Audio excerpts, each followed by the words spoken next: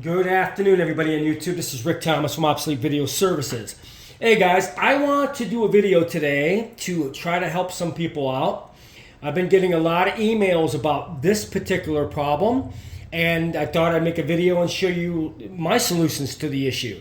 A lot of people out there are saying, hey, I got a 3/4 Urmatic and I broke the video heads off when I was trying to clean it. Or, hey, I have an EIAJ and I broke the video heads off of it. Or a Betacam SP or whatever the deck is. I've been getting a lot of emails about this, so let me show you what I do when it comes to cleaning video heads on these machines.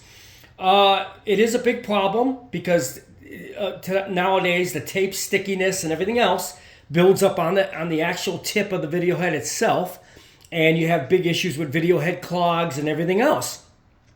So you do need to keep your video heads clean very, very well, actually. If you're running a 3/4 Urmatic or any of these really bad videotapes, cleaning the video heads, you have to do a lot.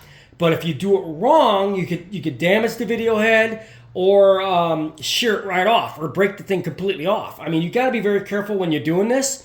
But let me show you what I do when it comes to cleaning video heads. This is the way I do it. All right, you have a lot of different ways you can do this.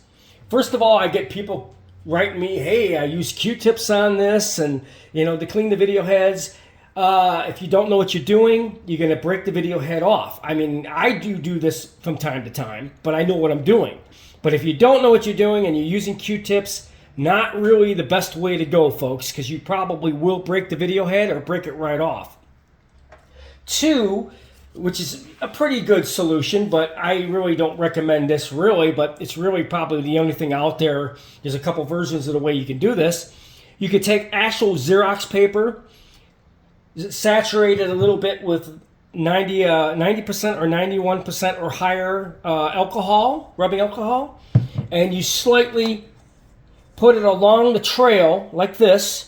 On it, no matter what video machine it is, you want to be on the side and hold your finger like that and spin it slightly by hand. Or in this case, I would spin the drum like this on this little capstan roller guide that spins the video head itself.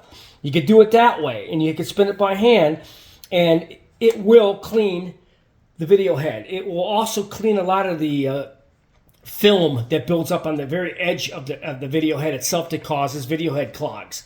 This is a good way of doing it too. You saturate the Xerox paper, just a dab, just a little drop. You put it right on the side where the scanner is being used or where the video head's going to start scanning. It doesn't matter what position you use, no matter what video machine you use. You want to spin the drum. In this case, I have to, on an EIAJ, I have to spin it on a capstan roller so I can get it to go across the Xerox paper and clean off that crap off the edge of the head itself.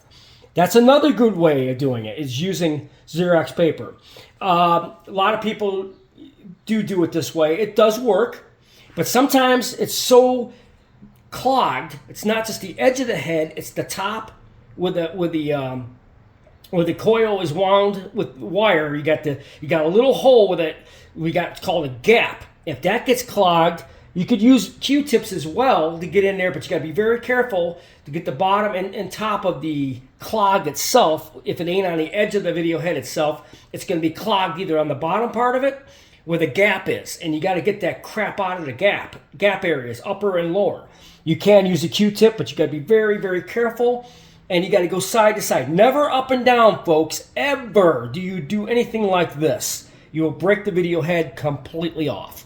You want to go side to side gently. You can use a Q-tip to do this, or take the video head out completely and blow it out with an air compressor like I do when they get really clogged. I'll take the video head out, saturate the head itself, and then blow the gap clean with the air compressor. That's another way you can clean the video heads when they're really, really clogged. But if you're trying to clean your video heads, the best solution is you could either use Xerox paper like this and clean the edge of the head itself and get that nice and clean. But a lot of times the gap gets piled up with gook on the top and bottom. And if you're not going to take the video head out and clean it manually with an air compressor and everything else, the only thing you really can use is like a Q-tip to get in there very gently and get in there clean the gook out of the head itself from the upper and lower very, very gently. And then at the end of it, you want to take this paper again with paper and spin it around, and that should solve your problem. But here at Obsolete Video Services, instead of using paper, I came up with a solution of material. I've been looking around for material to use. This is awesome material. It's like a canvas. All right, this is a canvas material, and it's very tight woven. It's not like using like a cloth where the video head would snag on it. This stuff is amazing. You can saturate this and use it over and over, where you can't really on paper. Once you use the paper, it's pretty much shot.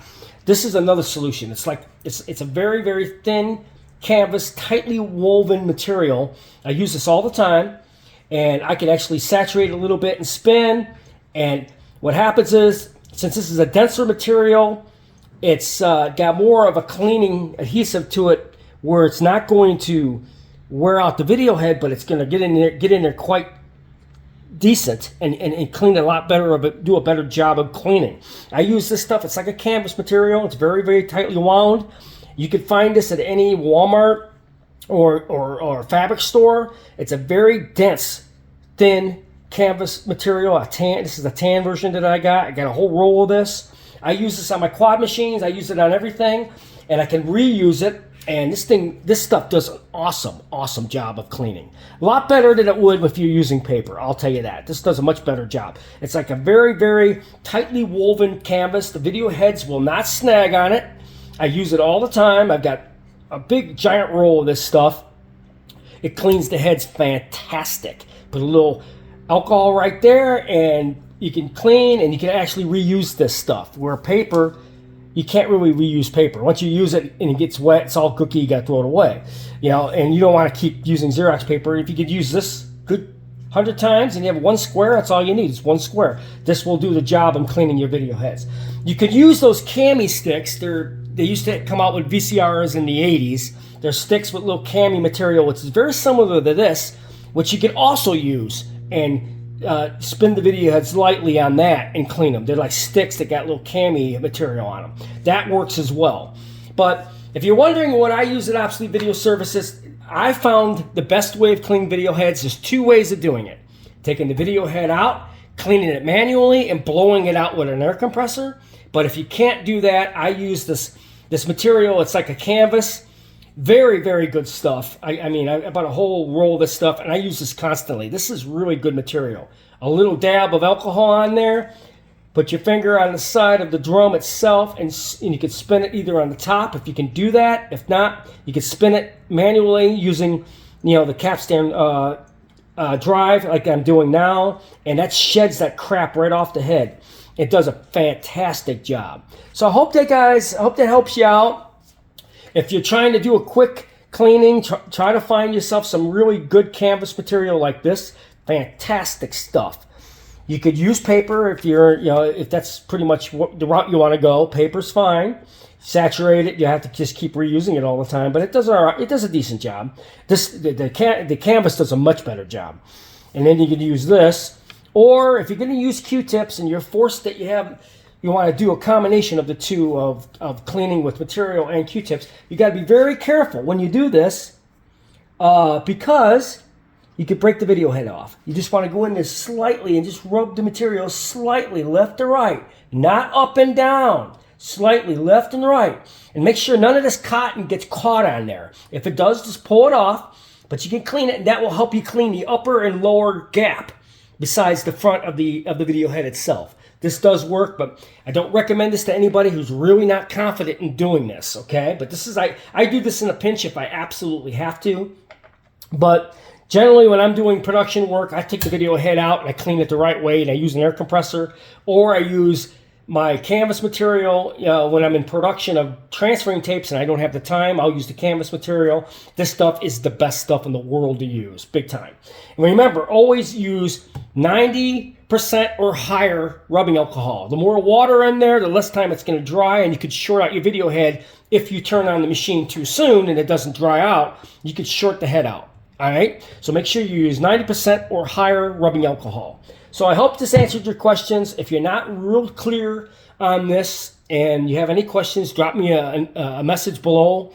of this video, and I'll be gladly try to answer your questions. And you know, I know people are going to ask where you get this material. I can give you some locations where they go. And so any questions, let me know. Hope you enjoyed this video.